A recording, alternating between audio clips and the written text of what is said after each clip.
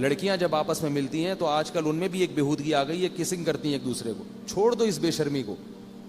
جیسے مرد ملتے ہیں مصافحہ کرتے ہیں بس, تو لڑکیاں بھی آپس میں ملیں مصافحہ بس. اس سے زیادہ فری ہونے کی چنداں ضرورت نہیں ہے. برائی پھیلتی ہے معاشرے میں اس سے.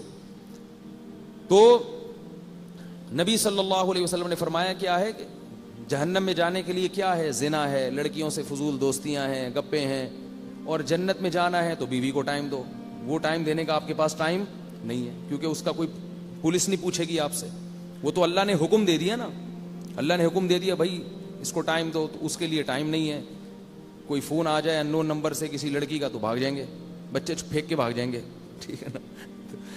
تو جہنم میں جاؤ بہت اچھا ہے بھائی. اللہ تعالیٰ نے قرآن مجید میں بتایا ہے کہ لَأَمْلَأَنَّ جَهَنَّمَ مِنَ الْجِنَّةِ وَالنَّاسِ أَجْمَعِينَ. جب بھی ہم ایسی باتیں سنتے ہیں تو اشکال ہوتا ہے کہ اتنے سارے لوگ کیا سارے جہنم میں چلے جائیں گے؟ ہے بھائی ایک تو مسلمانوں کا ریشو کتنا ہے, وہ کم ہے. 1 ارب یا 1.25 ارب مسلمان ہیں, باقی سارے کیا ہیں؟ کافر ہیں. ان کافر میں بہت سے کچھ ایسے ہوں گے جن تک دین کی دعوت نہیں پہنچی ہوگی, ان کو آپ نکال دیں. باقی زیادہ تر تو وہ ہیں کہ جن پر اسلام پہنچ چکا ہے, وہ بھی جہنم میں. پھر یہ اتنے سارے جو مسلمان ہیں ان میں بھی گنہگاروں کا ریشو بہت زیادہ. تو شیطان یہ دل میں وسوسہ ڈالتا ہے کہ وہ بھی جہنم میں. تو دماغ میں خیال آتا ہے کہ بھئی ایسا تو نہیں ہے کہ ہم ہی غلط ہوں, باقی سارے کیا ہوں؟ صحیح ہوں. تو اتنے سارے لوگ جہنم میں جائیں گے, اتنے سارے لوگ جہنم میں جائیں گے. اللہ نے کئی مقام پہ قرآن میں اس سوال کا جواب دیا ہے. پہلے دلائل قائم کیے اپنی توحید پر کہ میں خدا ہوں, میں رب ہوں, میں کھلاتا ہوں, میں پلاتا ہوں, میرے سوا کوئی معبود نہیں, اور میں نے آسمان سے جو دین اتارا ہے وہ صرف اسلام ہے, اسلام کے علاوہ کوئی اور چیز قابل قبول نہیں ہے. اور میں زنا کو ناپسند کرتا ہوں, میں بے حیائی کو ناپسند کرتا ہوں. میں بول رہا ہوں رک جاؤ. کیسی عجیب عجیب آیتیں ہیں قرآن کی, خدا کی قسم. انما الخمر والمیسر والانصاب والازلام رجس من عمل الشیطان. اے ایمان والو, شراب, جوا, پانسے, یہ سب ناپاک اور پلید عمل ہیں. انشورنس بھی جوا ہے. جوا چاہے وہ روڈ پہ گٹر کے ڈھکن پہ بیٹھ کے کھیل رہے ہو نا, وہ بھی جوا ہے. اور وہ کمپنی بنا کے کھیلو گے کہ ابا مر گئے تو اتنے پیسے ملیں گے, نہیں مرے تو آپ کی رقم ڈوب جائے گی, یہ بھی جوا ہے. اس کو جدید شکل دے دی ہے. تو اللہ کی قرآن میں فرماتے ہیں یہ جوا اور یہ ساری چیزیں نجس ہیں, پلید ہیں. اور آگے فرمایا فہل انتم منتہون, میں تمہارا رب ہوں, تمہیں روک رہا ہوں, تو کیا بتاؤ تم رک جاؤ گے اب میرے کہنے سے؟ کیا کیسے کیسے اللہ تعالیٰ ترغیبیں دے رہے ہیں, ابھار رہے ہیں کہ میں خدا تمہیں کہہ رہا ہوں شراب چھوڑ دو, میں خدا تمہیں کہہ رہا ہوں کہ جوا چھوڑ دو, انشورنس چھوڑ دو. انشورنس کی جو ملازمت ہے, جوئے میں کسی بھی طرح سے پڑنا حرام ہے. یہ سب ناپاک عمل ہیں. فہل انتم منتہون, کیا آپ بھی رکو گے؟ کوئی اثر ہی نہیں ہوتا ہمارے اوپر. جب نبی صلی اللہ علیہ وسلم مشرکین کو یہ باتیں کرتے تھے تو مشرکین نے بھی یہی اعتراضات کیے تھے. کہتے تھے آپ ہمارے قوم کے خلاف اتنا کیوں جا رہے ہیں؟ آپ ایسا کریں کہ اس قرآن میں ان احکام میں تھوڑی سی تبدیلی کر لیں.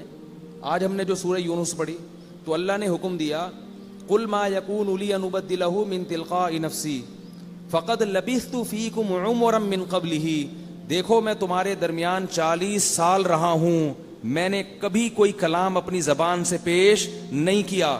40 سال کے بعد اچانک ایک امی کی زبان سے ایسی آیتیں نکلنا شروع ہو گئیں جو دلوں کو ہلا رہی ہیں, اور اس میں بڑے پیارے احکام دیے جا رہے ہیں. تو سمجھ لو کہ یہ میری طرف سے نہیں ہے, یہ اللہ کی طرف سے ہیں.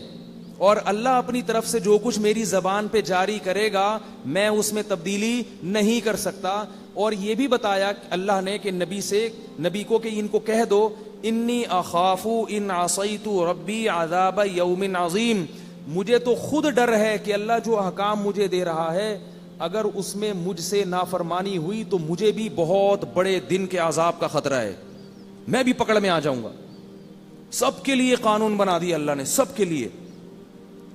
تو بھائی یا تو ایک طرف یہ دلائل ہیں, ان کو دیکھو, اور اگر اکثریت کو دیکھنا ہے تو پھر اللہ نے دھمکی دی ہے لَأَمْلَأَنَّ جَهَنَّمَ مِنَ الْجِنَّةِ وَالنَّاسِ أَجْمَعِينَ. فرمایا یہ نہ سمجھو کہ جہنم میری چھوٹی ہے, میں نے قسم اٹھائی ہوئی ہے کہ میں جہنم کو جنات اور انسانوں سے بھر دوں گا.